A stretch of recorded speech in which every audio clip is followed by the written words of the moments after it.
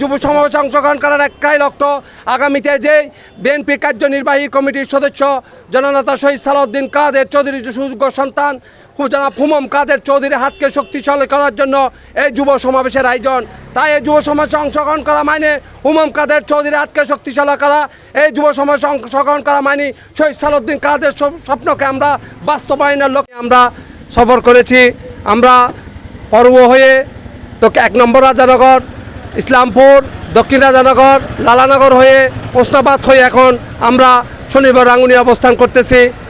আপনারা জানেন এই যুব সমাবেশ কিসের জন্য হচ্ছে, এই যুব সমাবেশের উদ্দেশ্য কি?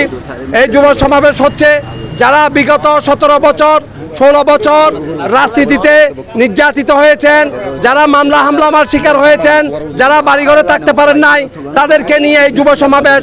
আপনারা এই যুব সমাবেশে কেন অংশগ্রহণ করবেন? এই যুব সমাবেশে অংশগ্রহণ করার একটাই লক্ষ্য, আগামীতে যে বিএনপি কার্যনির্বাহী কমিটির সদস্য জননেতা শহীদ সালাউদ্দিন কাদের চৌধুরীর সুযোগ্য সন্তান জনাব হুমাম কাদের চৌধুরীর হাতকে শক্তিশালী করার জন্য এই যুব সমাবেশের আয়োজন। তাই এই যুব সমাবেশে অংশগ্রহণ করা মানে হুমাম কাদের চৌধুরীর হাতকে শক্তিশালী করা, এই যুব সমাবেশে অংশগ্রহণ করা মানে শহীদ সালাউদ্দিন কাদের স্বপ্নকে আমরা বাস্তবায়নের লক্ষ্যে রাঙ্গুনিয়াতে প্রত্যেক ইউনিয়ন সফর করে আমরা এই সমাবেশ দেখেছি। আপনারা জানেন 5 জানুয়ারির পর যে রাজনীতির ধারাবাহিকতা আছে, যারা রাজনীতিতে নির্যাতিত হয়েছে, নিরীপিত হয়েছে, মামলা হামলার শিকার হয়েছে, এদেরকে আমার নেতা হুমাম কাদের চৌধুরীর সামনে যাওয়ার সুযোগ করে দিচ্ছে না। এই সুযোগ তৈরি করার জন্য এই যুব সমাবেশ। তাই এই যুব সমাবেশে যারা অংশগ্রহণ করবেন, যারা নির্যাতিত হয়েছেন, নিরীপিত হয়েছেন, তাদেরকে নতুন করে পরিচয় করে দেওয়া হবে। আমার নেতা হুমাম কাদের চৌধুরী সেই নির্যাতিতদের বক্তব্য শুনবেন, এখানে কোনো সিনিয়র নেতা বক্তব্য দিবেন না। যারা নির্যাতিত হয়েছেন, নিরীপিত হয়েছেন, তারাই বক্তব্য দেবেন, তাদের দুঃখই বলবেন। আমার নেতা হুমাম কাদের চৌধুরী আমাদেরকে এভাবেই নির্দেশ দিয়েছেন। তাই আগামী যুব সমাবেশ অত্যন্ত গুরুত্বপূর্ণ বহন করে।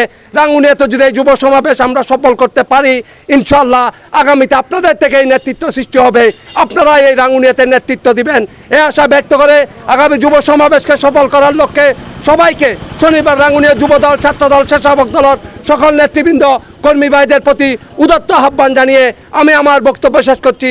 আল্লাহ হাফেজ। বাংলাদেশ জিন্দাবাদ। শহীদ জিয়া অমর হোক। দেশ নেত্রী বেগম খালেদা জিয়া জিন্দাবাদ। তারুণ্যের প্রতীক তারেক রহমান জিন্দাবাদ। শহীদ সালাউদ্দিন কাদের চৌধুরী অমর হোক। জননেতা জনাব হুমাম কাদের চৌধুরী জিন্দাবাদ। শনিবার রাঙ্গুনিয়ার সকল নেতাকর্মীদেরকে ধন্যবাদ। আসসালাম।